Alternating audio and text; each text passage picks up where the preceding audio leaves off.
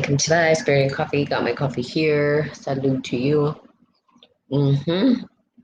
Yum. Oh, good stuff. Mm. Believe this is like a pumpkin spice coffee. Yum. Ooh, ooh, ooh. So, want to talk about something that's been sort of surfacing in my life over and over and over again. And perhaps it's because there's this dialogue about um, time, space, and all that kind of stuff. People trying to understand. And that's been a topic of conversation forever, right? But like we were talking about between philosophers, between classic physics, quantum physics, they're always talking about time. What is it? How are we experiencing it? What does it mean? Good morning, Michael, and all this stuff. Um, in the process of trying to understand time and what it means to us as individuals and how we utilize time is the idea or the question, good morning, Tony, of being an interdimensional being, meaning that we can walk through time and space. What would that even look like and how do we do it? And some people think, oh, well, in order for me to transcend time space, I need to create a machine. Well, you are the machine. So look at yourself and say, hey, I am the machine that allows myself to walk through these spaces and times. Good morning, Spooky. We become the creators of our reality.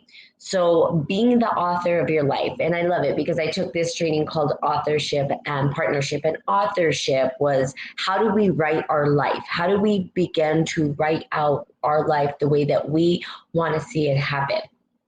And so we start to author our life. What do we do to author our life? Basically, we become the creators of our life. So, how do we create our life? How do we create the things that we want to see? How do we create the world around us and the dynamics that we want to maneuver through? What is it that we get to do? Being the creator of your life is like creating whole new dimensional time spaces. And it was kind of funny because I've been going through this journey of what is the architect, right? We talk about that through the matrix and all that stuff. What is the architect? Who is the architect? Who is the writer of the story? Well, you are. You're the writer of your story. You get to choose how you want to write your story. You get to choose how you want to author your story. You get to choose how you want to create the world that you want around you. When you start to be very clear about how you are creating your life and in the way that you're doing it, it starts to show up in different forms. Now, here's the cool thing with, like, for me, I live by a set of principles and standards. I speak them into existence. I write them into existence. That is the creation. That is you creating the story. You are the creator of the story. Now I'm listening to myself, right? And I'm saying, oh, yeah, I said that. I said this. And everything that I was saying has been created now in the forefront. Why? Because I spoke it, wrote it, and now I'm authoring it into existence. So you get to author and create into existence the very thing that you choose to create and author into existence. Okay? You are the author and the writer and the director of your life, should you choose to be. But it is a choice. And when it's done masterfully, right? It's almost like saying, well, can my greatest dreams and desires come to fruition? Sure. But authoring them, right? And we do it in the image of God. Why? Because it's like the fingerprint of God is being extended outwards like a fractal pattern. And we have a choice when we choose not to write the story anymore, or if we choose to continue to write the story. So I've always felt like I was this, if you ever watched the Dr. Parnassus, the Imaginarium of Dr. Parnassus, it's a really good movie. But I always kind of felt like him, where he is just wanting to save souls. He just wants people to recognize that they are loved, come to God, make choices that are going to benefit them, their life and their well-being. And when people go into his mind, Sometimes they choose the opposite of that, and then they end up in suffering and all these other things. So we get to choose. Do we choose the suffering? Do we choose the heartache? Do we choose the sadness? Or do we choose the love and the kindness and the compassion and the forgiveness and so on and so forth? But it becomes a personal choice. And we get to author our lives. We get to create. And that's what the co-creation with God is. So asking yourself, if I could author any story in my life, if I can create and write the story of my life, am I living the story that I choose? If the answer is no, then ask yourself, why am I writing the story in misery or whatever your experience, if it's not what you want? How am I experiencing this? How am I authoring this particular storyline? What is it that's causing me to write this story this way? That allows us to take personal responsibility for what is showing up in our life. Once we're able to take personal responsibility for what's going on in our life, when we're able to take it and say, yes, I take personal responsibility for this, now we have the power with it. I don't want to say over it because that sounds like coercion, but power with it. We can start to utilize the parts of ourselves that are uncomfortable, the parts that we don't like, and we can, instead of denying them, we work with it. And then your question is, do I want to continue to create the storyline? Or what is it that I want my storyline to look like? You can say the same thing for your life. How do I create the story I want to create? It doesn't look the way I want it to look. So what are you writing into your life? In other words, what are you allowing into your life? What is it that you are accepting into your space?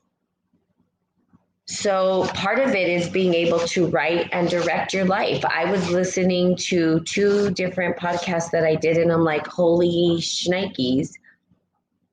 It was a complete reminder because I say things and I'm like, oh, I said that. That's a great, Natalie. Thank you. And it was funny because it's like I am creating my own world for me so that I can go back and remind myself the things that I have said. It's kind of funny. I don't typically go back and listen and watch myself, but when I did go back to these videos that were like 3 years old or 2 years old, it was about things that made sense to me now still, but it's in me, but sometimes we're not living through that perspective at this point. So we're not focusing on it. And one of it was be the fool, always be a beginner, and remember that as a beginner, we're learning something new. So for me, I'm learning something new. I'm allowing myself to be a beginner, but I'm remembering, right, because of it, that I am the one who created it. I'm creating the reality that I'm seeing around me. I'm creating that. We can't understand that we're creating our environment around us until we take personal responsibility for everything that shows up in our space. That's the only way that this can happen. Why? Because if we are blaming others, we're not looking at how we're creating it. We're just pointing the fingers and saying you, and we need to redirect it back to the in and say, how am I creating this? How did I create this scenario? How did I create this connection to these other things? How did I do this? Once we're able to say, okay, I know how I created this, then we can begin to understand how it's in operation. And if we understand how it's in operation, good morning, Yolanda. If we understand how it's in operation, now we have power with it. And now we can switch it and change it and mold it. Now, changing it doesn't mean we change the individual person, no. But we can change the environment in which we exist. We can change the individuals we choose to engage with. We can shift that pattern should we choose to. Good morning, Brian. And as we shift those patterns, right, as we allow ourselves to shift the patterns, we start to author and create our own life the way that we visually want to see it. Now, to hold us accountable to the things that we want to create, we will have what I call projectiles. So people will start to hold us accountable to our word, especially if we stand on principle. When you stand on principle, the world, the lens, the projectiles, the observer, the other observer is going to look at you to see if you're in integrity. And if you're out of alignment and out of integrity, they're going to remind you. And we say, yeah, you know what? That's a good thing. Why? Because I am the one who created the scenario I wanted to see. I'm the one who said I stand for integrity. I'm the one who I said that I stand for authenticity and vulnerability. And out of that, because I live into it every day, when I'm not meeting that standard, right, through observation, the universe will come back and recorrect you. Some people will get upset with this. But if you're the one who declared it, you're the one who created it. And if you're the one who created it, and then people are holding you accountable to that and you're getting upset, doesn't even make sense, right? It's like, oh yeah, let me take personal responsibility. So if I'm not being authentic, if someone's like, you're not being authentic right now, and I'm not, I'm going to be like, oh, you're right. Yep, I'm not. Let me be authentic here. Let me be vulnerable here. Let me take personal responsibility. Or you're not taking personal responsibility. Okay, I'm probably not right now, because ego, the distortion gets in the way before we can actually understand how that might be maneuvered. The subconscious mind is a tricky thing. The ego itself at play is a tricky thing, and it tricks us at every turn. We don't even know it's in operation at times. We're like, oh, is that my conscious mind or subconscious mind that's driving right now? And then when we say, oh, it's the subconscious mind, and I didn't even realize that it was the one that was driving this whole thing, and there's this epiphany and an awakening that that's what's happening. Now we have power with it. Now we can identify it, and now we can co-create the very existence that we want to see in our life. We become the creators of our existence. We become the creators of what we want to see through God's eyes, right? Through the lens and the imprint of God. And when we do that, we can say we are a fractal pattern in the scope of all this big magnitude. This big thing is us being the fingerprint that's projected outward. But what do we want to see? What is it that we want to focus on? Something else that's been very common coming up is if we shut off our eyeballs and our ears and everything, what would happen? Would the story end? Would there be nothing? Perhaps things would be happening around us that we couldn't see and hear, but we would have no judgment. We would have no discernment. We would have no point of observation to look at it and make any kind of anything on it. It would just not exist. We wouldn't even, how could we? It's like being in the cave, right? Plato's cave, where you can just see the shadows on the wall, but you really don't know what's behind the shadows. You don't know. How could you? How could you know? You couldn't. What happens is we open up our mind to the possibility of what is possible, the possibility of what is possible. And when we open up our minds and we start to look at what's possible, and we start to say, what can we create? What is it that I could create? And we dare to dream, and we dare to live into the dream. Now, is it easy? No. No, it's not. Do we have characters show up that give us heartburn? Yes. Heartburn. Ugh. But it serves a purpose and a function. How is this individual or these individuals that are showing up in my life, right, is the question, helping me to get to the goal, helping me to create the story that I choose to create. Remember, your life is a story. If you had a book in front of you, a blank book, think of it kind of like Harry Potter, right? He wrote a crazy book, right? Tom Riddle, he was crazy. But, and he was a dark lord, okay? He wanted to do dark magic, okay? But it's still a good depiction of what I'm trying to say. If you had a blank book in front of you and there was nothing written in it, and this was your life, what story would you write? What would be the story of your life? Now, here's the deal. You might look back at the past and say, here's what I've written so far. Is it what I want to see in my life? Is this what I wanted written in my book? And if the answer is no, guess what? Is it the end of the world? No. Why? Because the world continues on, because it's a story. So it's a beginning of a new world. They say it's a beginning of a new chapter. No. You could throw a whole book out and start a whole new book, a whole new world, a whole new creation. This is the death and the rebirth, right? And it's funny because that was a conversation Curtis and I were having, talking about death. And I'm like, yeah, we are going through a death. Now, death is this physical body, yes, that happens, but there's also spiritual deaths and deaths of old personalities and old ways of things and shedding off the old and everything. Death is constantly happening and rebirth is constantly happening around us. And if we looked at our book, so I would say, look at your book that you've written so far. Look at it and ask yourself, is this the book I wanted to write for my life? Is this the storyline I would have written? If the answer is like, no, okay, not the end of the world. You're still alive. Oh, well, that book didn't work. Toss it out. Let's start again.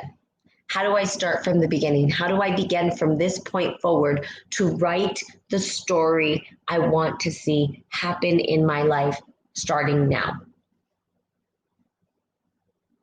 Co-create it with God. Co-write it with God. God is the co-author, or you're the co-author of God's grace, however you want to put it.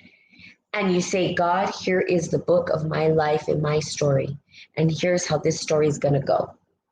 And you start to write it out. Now, does it always show up exactly the way we write it? Not necessarily, because there is this other force at play that we can barely comprehend, which is God's force, God's law, all that. But it will show up, just maybe not the way that we visualize it. So that's where the experience comes in. What is it that I want to experience? If I'm looking for relationships, or if I'm looking for a job, or if I'm looking for all of these things that you're trying to create in your life, what is the experience I choose to have?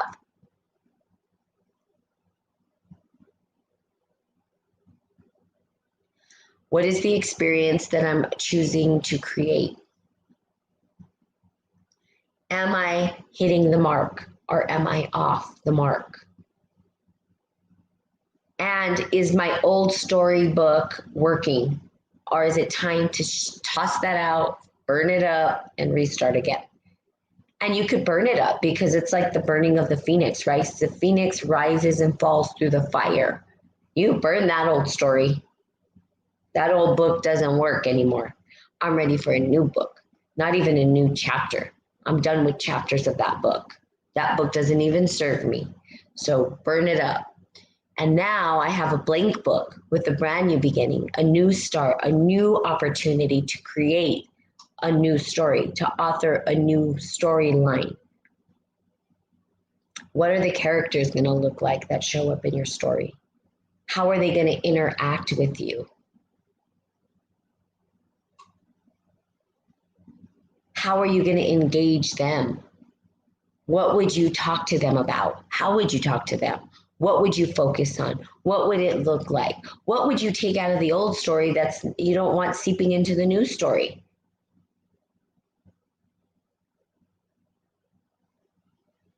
If you thought about your life, and you can physically do this, write it out. I keep telling people, how do I manifest? Talking about it is one thing, visualizing it's another. You have to write it. Write it out. Write it through a declaration. Write it through an intention. Write it out. Write out something. Writing takes the internal into the external. It is the beginning of creation into this space. And then when we start to write it out, we start to see our storyline, our book that we're authoring starts to become the reality we see around us. And we start looking around and saying, wow, I wrote that. I actually wrote it down.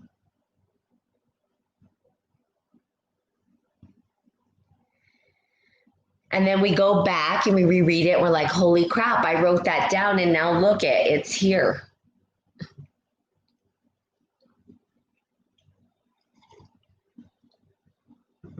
This is a lot of the reason why people can't create the reality is because they don't write it out.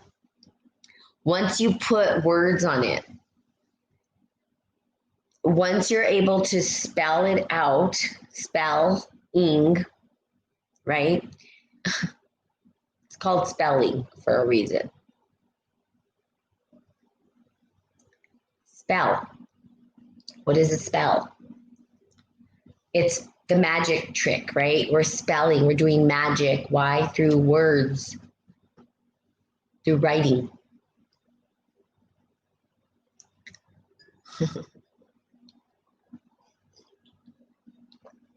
So ask yourself what your book's going to be. What is it? What do you want it to be? What would just entice you? What would just make you excited? What kind of journeys and adventures? If you were like Alice in Wonderland, what journeys would you go on, right? The story of my life. If I told you the story of my life, I can say that about 98% of it is there's that little margin that's not. Why? Because I understand how to create.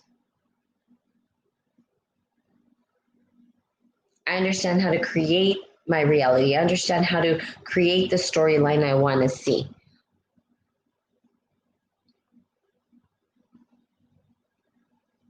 So I'm teaching you how to do the same thing. How do you do that? If you know how to do it, awesome, right? It's amazing. Good morning, Sandra. Sir, salud. And if you know how to do that, that's awesome. There are those who are like, look, I got it. But there's some people are like, I'm not 100% sure why it's not showing up. Now, is every single thing that I want to create showing up? Not all the time. There's still things that are like hanging out on the side. Does that mean they never will get created? No, just means it's not the time to create that thing. There's some glitch in the storyline there. And that when you figure that glitch out in that storyline, you can say maybe it's not part of the story. Maybe I'm trying to force something in the story that ain't supposed to be in the story. And then that becomes a choice, right? Where you have this discernment, this idea, is it flowing? Is it going?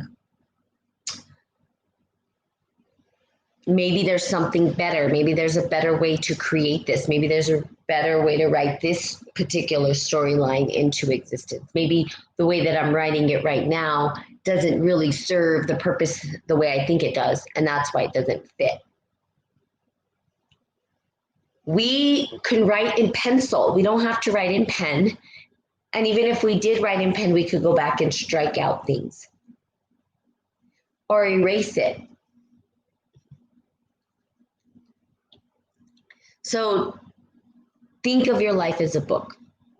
And again, if it's your book you're written so far, you want to string it still through the same book, and you're like, no, I'm good with the book I have. I'm just going to add more to it. Awesome. Maybe it's a new chapter. But if it ain't working and the book was not what you wanted and it was distorted, throw it out, burn it up, and then rewrite a new book. Just bring a whole new book to your life and start writing it out. But remember, please remember, write it out. I speak it into existence too. which is me doing Spirit and Coffee, right? That's part of the process. Everything that you guys have witnessed on Spirit and Coffee, it's like an account, right? It's almost like an account of what the practices that I teach, or you can look back and say, what has she said? What has showed up? Because I did it so that people can see that they have the power to do this. So me being the vessel that shows you how to do this work and shows you that I get to create the world that I want. So I'm teaching you guys ways that you can do it for yourself. I wanted to get a degree. I'm now in my master's program. I wanted to travel back to India. I went. I wanted to go to Barcelona. I went. I wanted to. So everything, okay, everything that I've written has showed up. You can go back on all the accounts of everything that I've done, and I've done it through God's name and God's image to show you that it is possible, that it's not just me talking. It's about getting results. It's about how do I get those results? What are the results that I'm looking for? And am I seeing the results that I am declaring into my life, into my storyline, into my existence? Now the story goes on. I've done so many different things with this work to show you guys that it works. I'm doing it so that you guys can understand that you too have the same power. You have the power to do this. You have the power to create your own life and view and see the beautiful things that you want to see in life, and travel if you want to travel, or buy that house if you want to buy that house, or create that, or buy a boat. One of my coaches bought a boat, or whatever it is, but you are the author of that. You are the creator of that, and you have the power to do that through your own storyline, your own ability to create your own storyline, your own creation, your own world, and understand that you are the center of the world that you choose to create. You're not the center of all that is, but you are the center of the world you choose to create. You are a micro universe, and you get to create what you want to experience through these two eyes, what you want to hear, what you want to smell, what you want to taste. It's up to you. You have the power to do that. God is giving you the power to be in co-creation with God. You just have to remember that that's what you have and that God gave you that gift. That's it. You are that gift. The gift of creation. The gift of I get to create the story I choose to see.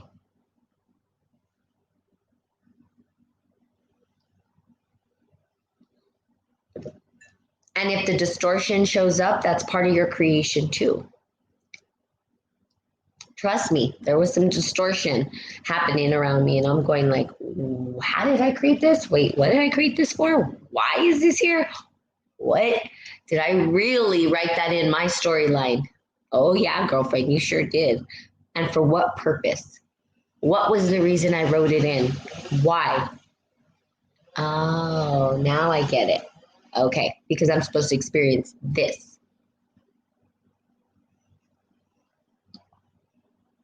And in that experience, what have I learned? And out of that learning, how do I apply it to this physical space? And that is the creation, the recognition of how we use this new information in this space and writing it out, making sure that you write it down. Or don't. It's just going to happen faster if you do. I try to get people to understand this, and sometimes they don't, and that's okay. And then they do it, and everything shows up, and then they forget and get amnesia, don't do it again. And I'm like, you've got to continue doing it if you want to see the results show up the way they do, because it will every time. I promise. People are like, whoa, that like really worked. And I'm like, yeah, because it's a process. It's part of the programming. If you understand the game and you know how to win and play, well, then it becomes an easy process. But if you don't, it's not so easy. Becomes a little bit harder. But understand the game. And the game is you are the author of your life, the creator of your life. Understand that everything that shows up, you're personally responsible for. When you can truly get that and understand that, and you can look at the surroundings around you and recognize that you are the creator of everything that surrounds you at this moment, this time, or any given time, and that you have the ability to change and transform the way that you see your space and the characters that show up in your life. That when you realize that you can actually shift the story into something that you choose to see, but it doesn't happen before that.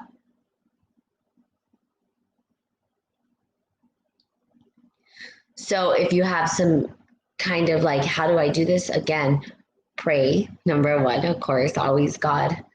Ask God to guide you, but also burn that book up if it ain't working. Burn it up, okay? Like the Zopra. We just had the Zopra. You just burn up everything that don't serve you, okay? And just burn it all up and start again if you need to. Okay, awesome. So there you have it. Happy Monday. It is Monday, right? It's Labor Day. Have a fantastic Labor Day for those who are off. Have a marvelous, miraculous, mm, I don't know what other M words. Marvelous, miraculous. Hey, Rohit. Monday. So have the best. I'm good. How are you? I'm just finishing up actually. So have a very wonderful Monday. And I, of course, will be seeing you guys tomorrow. Okay. So I love you. Have a great day. And I will see y'all tomorrow. And I believe we can continue talking about how to create. Okay. Bye. You too, Rohit. Goodbye, Spooky.